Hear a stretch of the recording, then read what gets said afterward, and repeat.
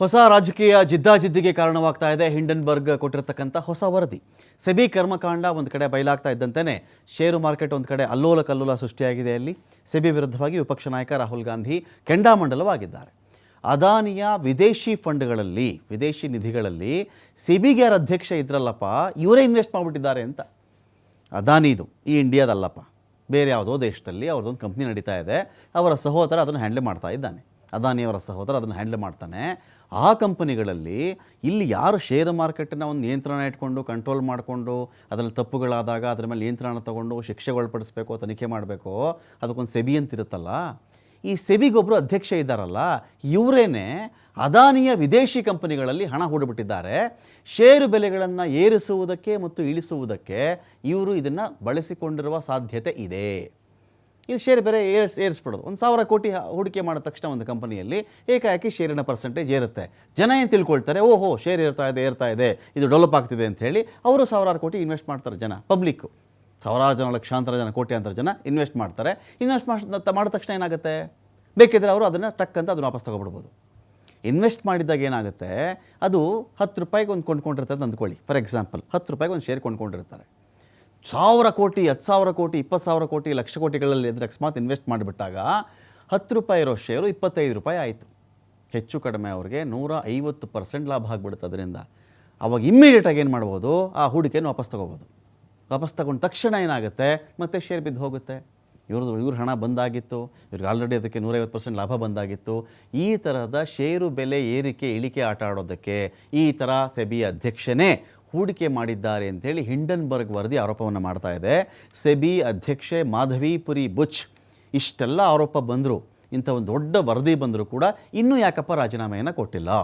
SEBI ಅಧ್ಯಕ್ಷೆಗೆ ವಿಪಕ್ಷ ನಾಯಕ Rahul Gandhi question ಮಾಡ್ತಾ ಇದ್ದಾರೆ.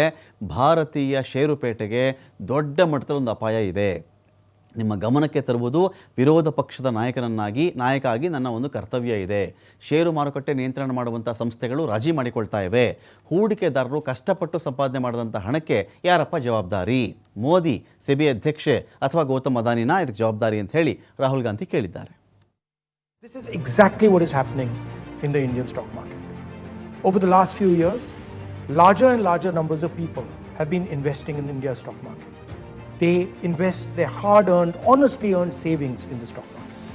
And it is my duty as leader of the opposition to bring to your notice that there is a significant risk in the Indian stock market because the institution that governs the stock market is compromised. Now I'm going to explain to you exactly how and why it is compromised. A very serious allegation against the Adani Group was illegal share ownership and price manipulation using offshore funds. It has now emerged that SEBI chairwoman Madhavi Puch and her husband had an interest in one of those funds. This is an explosive allegation because it alleges that the umpire herself is compromised. The savings of millions of Indians, hard-earned, honestly earned savings, are at risk. It is therefore imperative that this matter is investigated. Retail investors, honest investors, pensioners have 3 questions. The first, why has Chairperson Madhavi Puch not resigned? Second, God forbid something were to go wrong and investors were to lose their money. Who is responsible? Is the Prime Minister of India responsible? Is Madhavi Puch responsible? Or is Mr. Adani responsible? And finally, the Supreme Court has been looking at this matter. New allegations have emerged. Very serious, explosive allegations have emerged. Is the Supreme Court going to look at this matter suo motu again? Slowly becoming crystal clear why Prime Minister Modi... It was a really shocking situation when the SEBI chairperson itself is involved in this. Entire episode is really shocking for the country at all. We are demanding for a JPC inquiry on it. Earlier also we demanded a JPC inquiry. Finally, Supreme Court has given a verdict. But I think that Supreme Court also misled. They have given a misleading report to the Supreme Court also. I think Supreme Court also will take a suo motu case against this. Immediately, without any delay, the country is expecting that without any delay, SEBI chairperson has to resign from the post.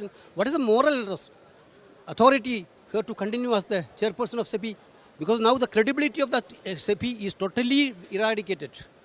And how can she continue as the chairperson? Of oppositions, Rahul Gandhiji's demand is a genuine demand, and we all know that this is a very serious issue, and we need to understand that a neutral umpire like